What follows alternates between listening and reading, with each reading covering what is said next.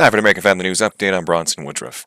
Campaign staffers for President Biden and for former President Donald Trump are preparing the candidates for tonight's CNN debate. Fox's Jackie Heinrich reports from the White House.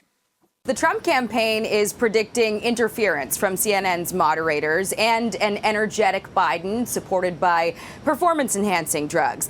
The Biden campaign is predicting a slew of lies from Trump, which they have countered with a very long fact-check memo before anything is even said. They list, quote, important Trump lies to look out for on abortion, crime, the economy, immigration, and more. And according to reports, campaign staffers have been drafting jabs for Biden, reviewing Trump's recent social media posts and appearances to gauge what gets under his skin the most. President Biden is traveling to North Carolina, and Trump is holding a rally in Virginia after the CNN debate. The Supreme Court appears poised right now to allow for emergency abortions in Idaho when a pregnant patient's health is at serious risk as a legal case plays out. This is according to Bloomberg News, which said a copy of the opinion was briefly posted Wednesday on the court's website. The document suggests the court will find that it should not have gotten involved in the case so quickly, and by a 6-3 vote will reinstate a lower court order that had allowed hospitals in the state to perform emergency abortions to protect a pregnant patient's health, Bloomberg said.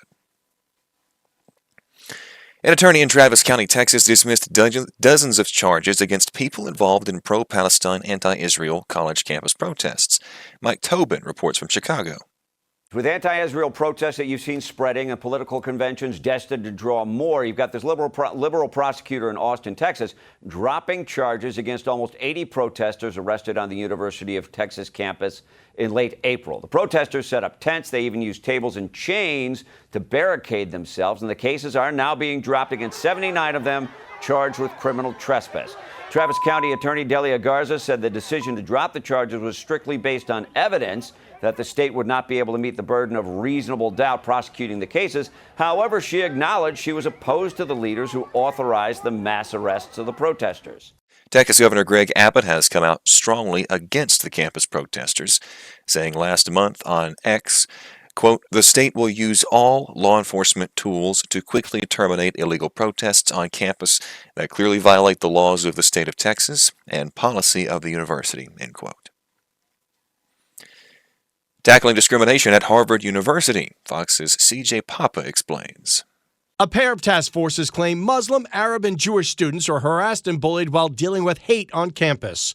One studied anti-Semitism, another covered anti-Muslim and anti-Arab bias. Among the findings, the anti-Muslim bias task force said there was a deep sense of fear, reporting students who wore a keffiyeh, a scarf that has become a symbol of the Palestinian cause, reported being called terrorists and spat on. While the anti-Semitism task force said some students with pro-Israel views reported being harassed by faculty members and prohibited from joining some extracurricular activities. CJ Papa, Fox News. A reported wildfire in Oregon's high desert grew rapidly on Wednesday, and officials urged the continued evacuations of hundreds of homes. It's near Bend, a popular vacation destination. The wind-driven Darlene 3 fire was just outside city limits of Lapine, about 30 miles south of Bend. It grew to nearly 4 square miles. Officials set up an evacuation center at a local high school and were working to get horses and other animals out of the area. A pair of reported wildfires hit parts of New Mexico hard. No human remains have been found after search and rescue crews combed through 1,300 damaged and destroyed structures in a New Mexico mountain community. Authorities made the announcement Wednesday evening during a public meeting. It eased the concerns of many who had been working to whittle down a list of people who were unaccounted for in the wake of those evacuations. And that'll do it for this American Family News Update. Thanks for watching. You can also be sure and explore American Family News on AFN.net for much more news from a Christian perspective. I'm Bronson Woodruff.